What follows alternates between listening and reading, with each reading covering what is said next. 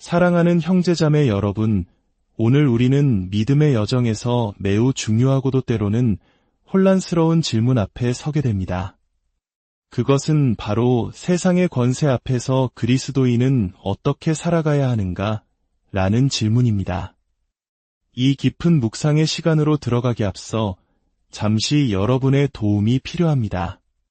만일 오늘 나누는 이 말씀이 여러분의 마음에 울림을 준다면 좋아요와 공유를 통해 이 은혜의 메시지가 더 많은 이들에게 전달될 수 있도록 도와주시길 바랍니다. 여러분의 구독은 저희가 이 귀한 사역을 계속 이어나가는 데에 큰 힘이 됩니다. 이 말씀을 듣는 모든 분들의 삶 위에 하나님의 평강이 함께 하시기를 기도합니다. 사람보다 하나님께 순종하는 것이 마땅하다. 우리에게 익숙한 이 말씀은 단순히 세상의 법을 무시하는 무질서나 혼란을 의미하는 것이 아닙니다. 오히려 우리 세대는 신약 성경이 말하는 정치 신학의 깊은 의미를 다시 배워야 할 시대적 과제를 안고 있습니다. 사실 신약 성경 안에는 이 모든 원리가 담겨 있습니다. 하지만 우리는 계몽주의 시대 이후로 오랫동안 이 진리를 제대로 보지 못하도록 가려져 왔습니다. 계몽주의 사상은 성경적인 정치 신학의 가능성 자체를 부정하며 우리에게 신약의 가르침이란 그저 로마서 13장에 나오는 세상 권세에 복종하라는 말씀뿐이라고 가르쳐왔습니다. 하지만 이것은 진실의 일부일 뿐입니다. 우리는 이 편협한 시각에 속아왔던 것입니다. 계몽주의는 성경적 대안을 제거한 자리에 좌파와 우파 혹은 무정부 상태와 독재라는 이분법적 정치 이론을 남겼습니다. 이 거대한 양극단의 구도는 우리 한국인들에게는 너무나도 익숙합니다. 한편으로는 폭압적인 독재의 고통을, 다른 한편으로는 극심한 혼란의 두려움을 모두 경험했기 때문입니다. 우리는 그 사이에서 민주주의라는 제도가 우리를 무정부와 독재 모두로부터 지켜줄 유일한 희망이라고 굳게 믿어왔습니다. 그러나 신약 성경은 전혀 다른 답을 제시합니다. 무정부 상태와 독재라는 양극단의 위험을 모두 막아주는 진정한 힘은 바로 예수 그리스도의 주 되심에 있다고 선포합니다. 바로 이 한 문장 안에 우리가 탐구해야 할 거대한 정치 신학의 세계가 펼쳐져 있는 것입니다. 물론 저 역시 민주주의 사회가 아닌 다른 곳에서 살고 싶지는 않습니다. 서구 사회가 지난 200년간 발전시켜온 자유민주주의는 마치 복음서에 나타난 하나님의 나라가 감당해야 할 역할을 대신하고 있는 것처럼 보이기도 합니다. 오늘날 우리 시대의 중요한 과제 중 하나는 바로 이 서구 민주주의 사회의 시민으로서 동시에 예수님의 종으로서 살아간다는 것이 무엇을 의미하는지 깊이 성찰하는 것입니다. 이 두 가지 정체성은 어떻게 조화를 이루며 세상을 바라보는 우리의 관점에 어떤 영향을 미칩니다. 사도행전에 등장하는 초대 교회 성도들이 바로 이 문제와 정면으로 마주해야 했습니다. 그들은 예수님께 충성한다는 것이 무엇을 의미하는지 완전히 새로운 방식으로 길을 찾아 나서야 했습니다. 사두개파와 헤롯, 그리고 궁극적으로 로마의 황제가 그들에게 세상의 법을 따르라고 명령했을 때 그들은 단호하게 선언했습니다. 아니요, 우리는 당신이 아니라 하나님께 순종할 것입니다. 물론 이러한 선언은 교회에 또 다른 도전을 가져왔습니다. 사도행전 5장에 나오는 아나니아와 삽비라의 사건은 교회의 거룩함과 진실성, 특히 재정적 정직함이 얼마나 중요한지를 보여주는 내부적 도전이었습니다.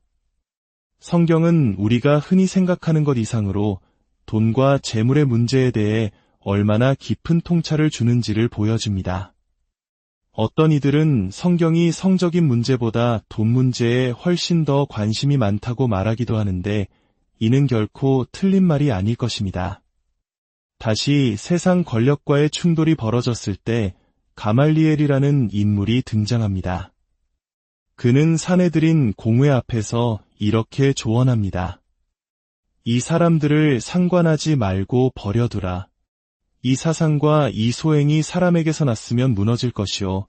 만일 하나님께로부터 났으면 너희가 그들을 무너뜨릴 수 없겠고 도리어 하나님을 대적하는 자가 될까 하노라. 이것은 사도행전 전체를 관통하는 중요한 패턴을 보여줍니다. 교회가 하나님을 신뢰하고 담대히 복음을 선포할 때 전혀 예상치 못한 곳에서 돕는 손길이 나타난다는 것입니다. 사도행전은 여기서 더 큰 주제로 나아갑니다. 초대 교회는 세상 사회를 향해 끊임없이 자신들을 변호해야 했습니다. 우리는 사회를 파괴하는 자들이 아닙니다. 오히려 우리는 진정한 공동체를 세우는 사람들입니다. 우리는 당신들의 사회에 위협이 되는 존재가 아니라 온 세상을 변화시키고 치유하시는 주님을 따르는 이들일 뿐입니다. 하지만 동시에 다른 한편으로는 순교의 길이 기다리고 있었습니다. 세상 권력이 예수님의 가르침에 정면으로 위배되는 것을 명령할 때 그들은 기꺼이 세상이 아닌 예수님을 선택했습니다. 순교자 유스티누스나 폴리카르푸스와 같은 위대한 교부들이 당대의 위대한 변증가였던 것은 결코 우연이 아닙니다. 세상의 나라와 하나님의 나라 사이의 팽팽한 긴장, 그 뿌리가 바로 이곳 사도행전에 있습니다. 초대 교회가 직면했던 또 다른 문제는 내부의 분열이었습니다. 사도행전 6장을 보면 히브리파 유대인들과 헬라파 유대인들 사이에 갈등이 생깁니다. 매일 음식을 나누어주는 일에서 헬라파 과부들이 소외되었기 때문입니다. 이 문제는 역설적으로 초대 교회가 서로를 진정한 가족으로 여기고 돌보았기에 발생한 것이었습니다. 사회보장 제도가 없던 시절 과부들은 가족이 돌보았습니다. 그러나 그리스도인이 된다는 것은 교회가 새로운 가족이 된다는 의미였습니다. 민족적 배경의 차이가 갈등의 불씨가 되었을 때 교회는 성령의 인도하심을 따라 교회의 하나됨을 섬기는 직분자들, 즉 7 집사를 세움으로써 이 문제를 해결했습니다. 이 모든 사건 이후 놀라운 결과가 나타납니다. 사도행전 6장 7절은 이렇게 기록합니다.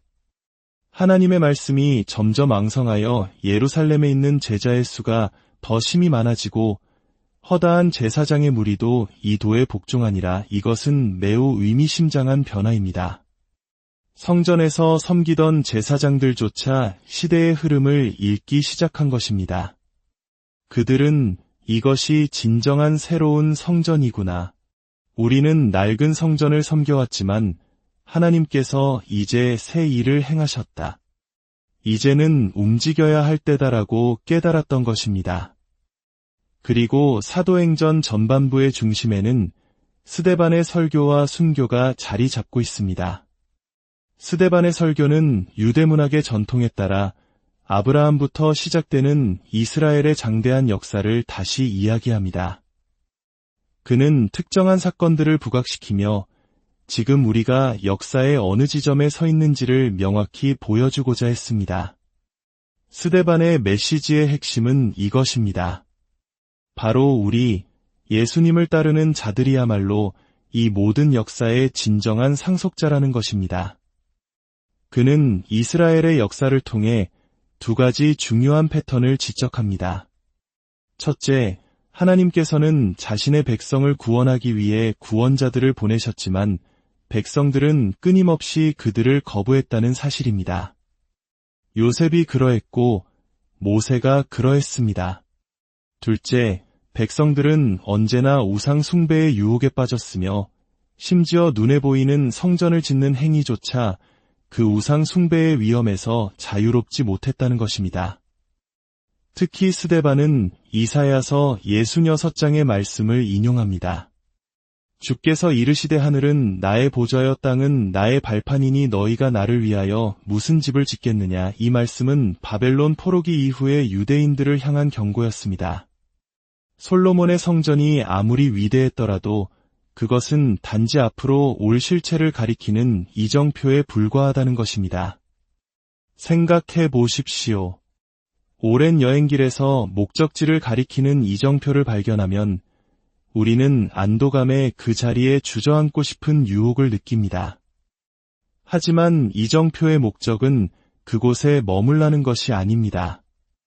이정표는 여기에 멈추지 말고 내가 가리키는 방향으로 계속 나아가라고 말하고 있습니다. 예루살렘 성전은 바로 그 이정표였습니다. 하늘과 땅을 창조하신 하나님께서 하늘과 땅을 새롭게 결합시키기 위해 친히 이 땅에 오실 것이라는 사실을 가리키는 이정표였습니다. 그리고 이제 그 일이 실제로 일어났습니다. 스데반은 예수님과 그분의 교회 안에서 이스라엘에게 주어졌던 모든 약속의 진정한 성취를 발견했던 것입니다. 현재의 성전이 아니라 말입니다. 그가 돌에 맞아 순교하는 그 마지막 순간 이 모든 진리가 확증됩니다. 스데반은 하늘이 열리고 인자가 하나님 우편에 서신 것을 보았습니다. 누가는 스데반의 눈을 통해 하늘과 땅이 만나는 실제를 우리에게 보여주고 있는 것입니다. 고난받는 교회, 핍박받는 교회야말로 하늘과 땅이 예수 그리스도 안에서 하나가 되는 바로 그 자리임을 증언하고 있습니다. 오늘 이 말씀을 통해 세상의 권력과 질서 속에서 우리 그리스도인들이 어떤 자세로 살아가야 할지 깊이 묵상하는 시간이 되셨기를 바랍니다. 여러분의 삶의 자리에서 예수 그리스도를 진정한 왕으로 모시고 살아갈 때 하나님께서 주시는 참된 평안과 지혜가 여러분 모두와 함께 하시기를 간절히 기도합니다.